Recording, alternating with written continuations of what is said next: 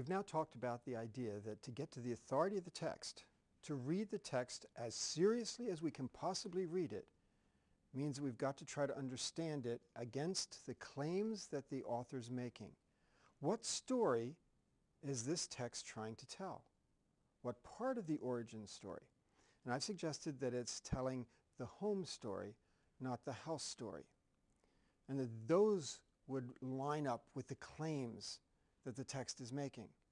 If we try to draw other claims from it, we have to be very careful, because we may end up doing something interpretively or culturally that the text is not doing, and that will undermine its authority. Now, when we talk about this as a home story instead of a house story, whose home is it? What are we talking about? Anybody in the ancient world who would have read this text, an Assyrian, a Babylonian, an Egyptian, they would have read this and they would have gotten to day 7 and they would have said, oh, this is a temple text. Now, I suspect that when you have read the text, you have never once made that observation. Where in the world would you see temple here? I mean, it doesn't mention anything about a temple.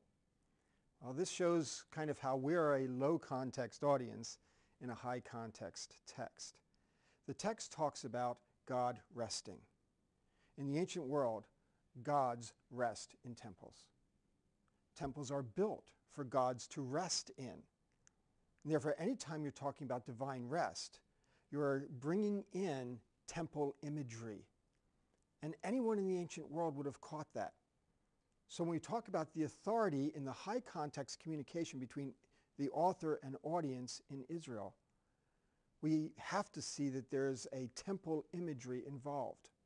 Rest is the main goal of creation. Here we are on day 7.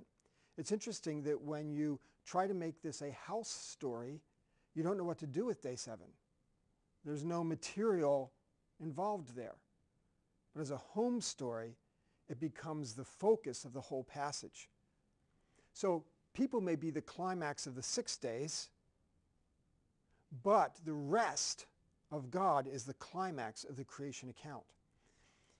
So in the ancient world, gods rest in temples, and the temples are constructed for deity to rest in. Now what you need to understand in that context, that rest is not disengagement. That's what we think of when we think of rest. Leisure, relaxation, a nap, that would be rest. But in this kind of context, rest is not disengagement, but it's engagement in an ordered system. So resting expresses having control, exercising control over an ordered system. Okay, so when we think about, for instance, when we move into a new house to make it our home, we have to be engaged in the process of bringing order to that home. We've got non-order. All the boxes are still unpacked, sitting in piles. There's non-order. It's not functioning as a home. But there it is. It's a house. Then we have to unpack the boxes and get everything set up, arrange the furniture. That's an order-bringing process that makes it a home. When we're done that process, you may well feel like laying down and taking a nap, but the fact is that's not what you've done it for, so that you could take a nap, so that you can disengage. It's rather now so that you can operate in that home. The home is now ready to work, and you can live your life there and exercise control over that environment. And that is resting. Rest is engaging in the control of the environment that you've brought order to.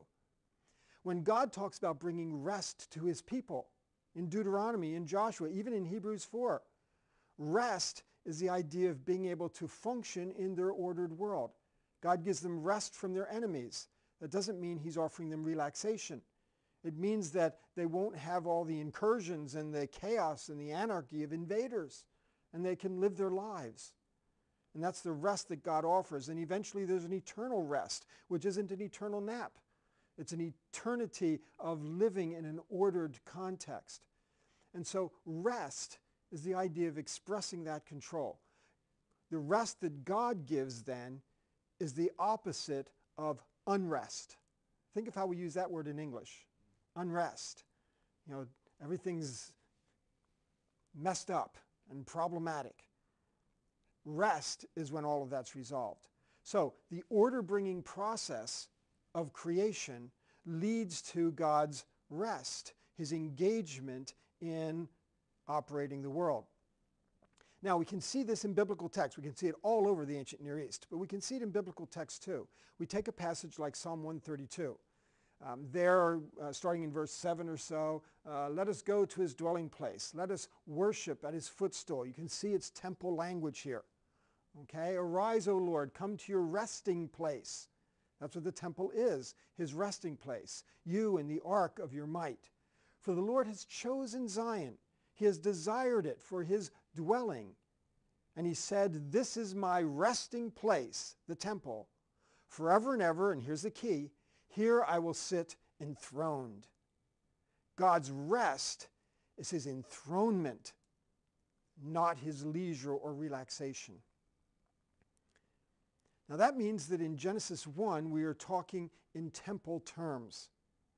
That's what happens when God's resting. So if we ask the question, whose home is it? It's God's home. He has taken up his rest there. Now that means that what we have established is this period of ordering that takes place, after which God enters as he would a temple and rests, that is, exercises his control in that environment. He ceases the ordering work, and it's not like now he's kind of done and nothing's going on. It's rather now it's ready to rule. And when people say, what did God do the 8th day? What did God do the 9th day? He did exactly what he had set it up to do. He ruled over this ordered cosmos that he set up. Now, that actually gives us a way of thinking about the 7 days of Genesis 1. In the ancient world, when they built a temple, they would spend a long period of time on the house part, the material phase of the building, constructing, all of that, the stone and the gold and the materials and the furniture all taking place. Then what would happen? When that's all done, is it a temple? Nope. It's just ready to be a temple. It's not a temple till God's in it.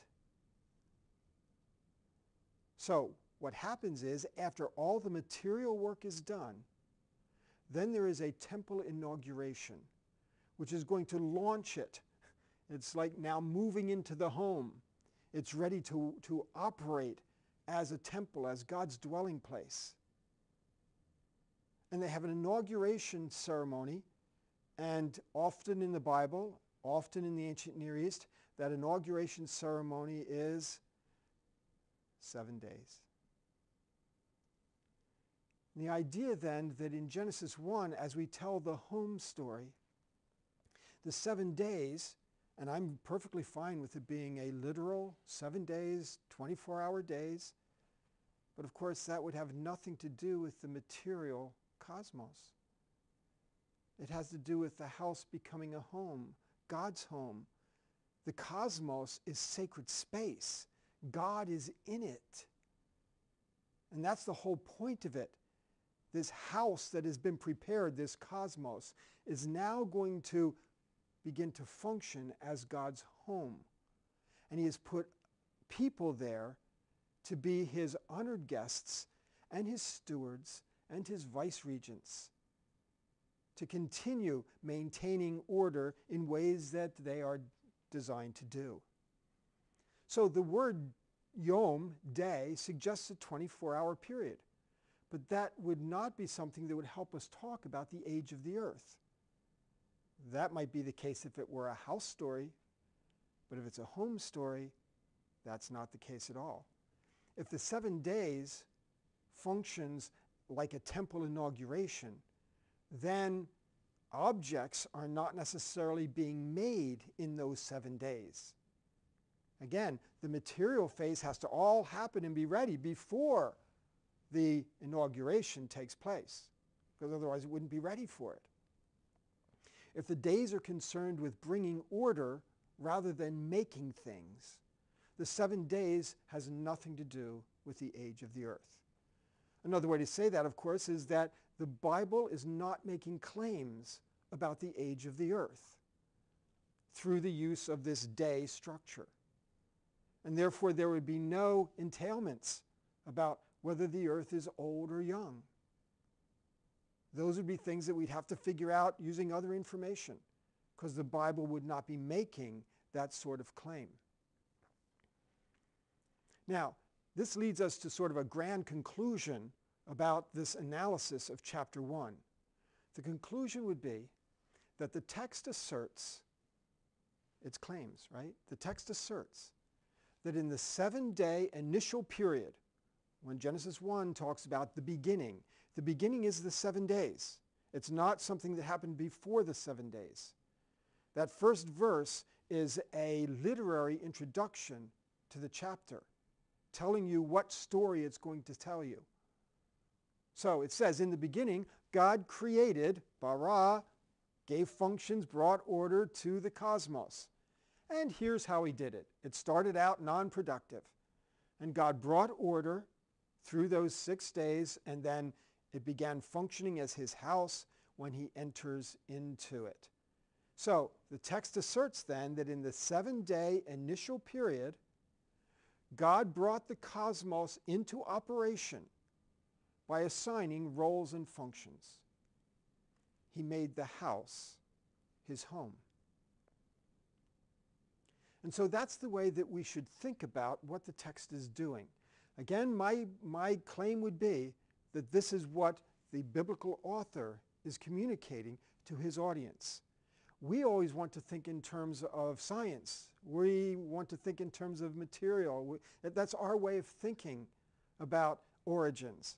But we can't impose that. Remember, a literature has its conventions, and we have to observe those conventions.